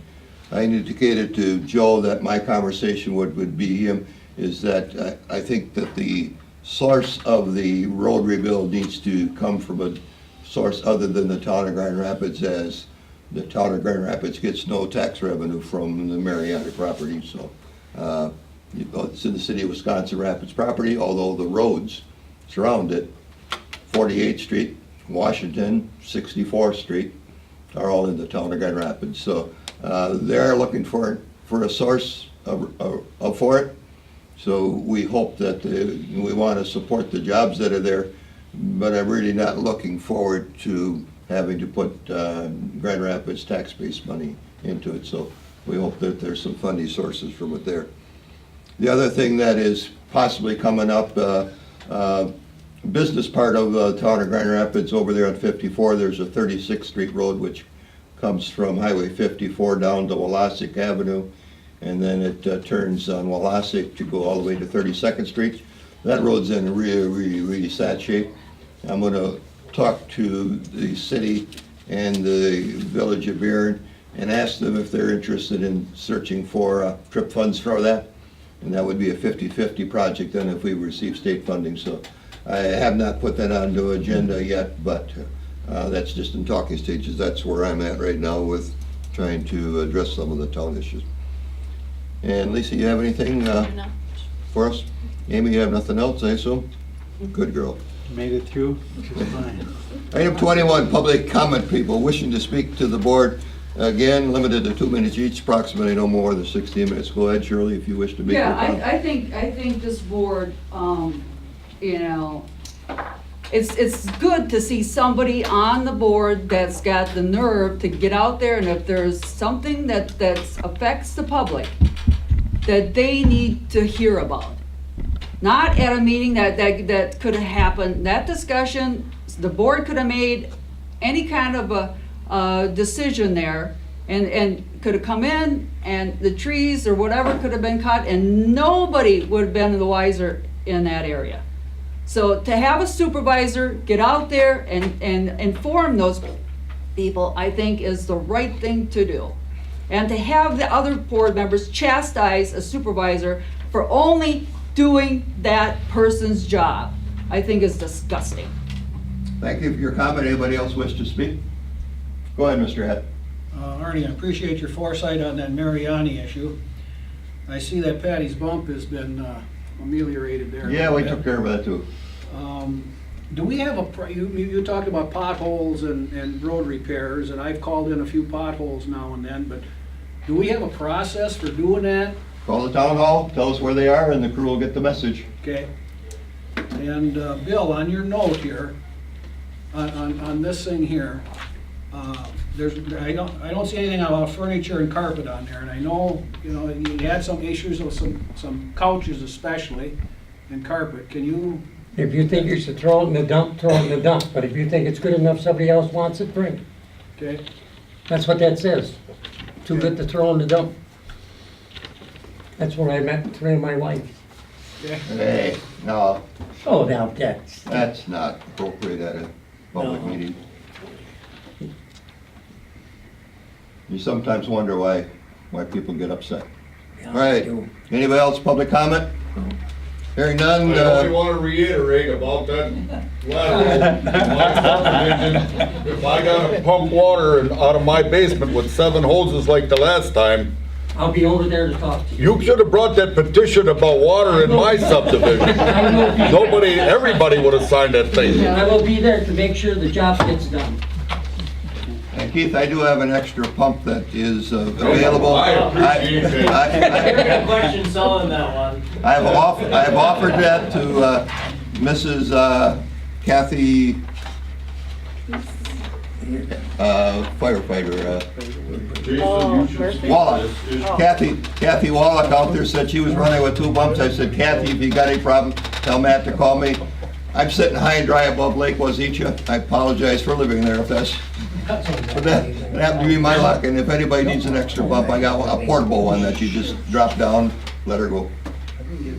As long as you let us, right? That's right, as long as you got electricity, yeah. Well, we can do a test.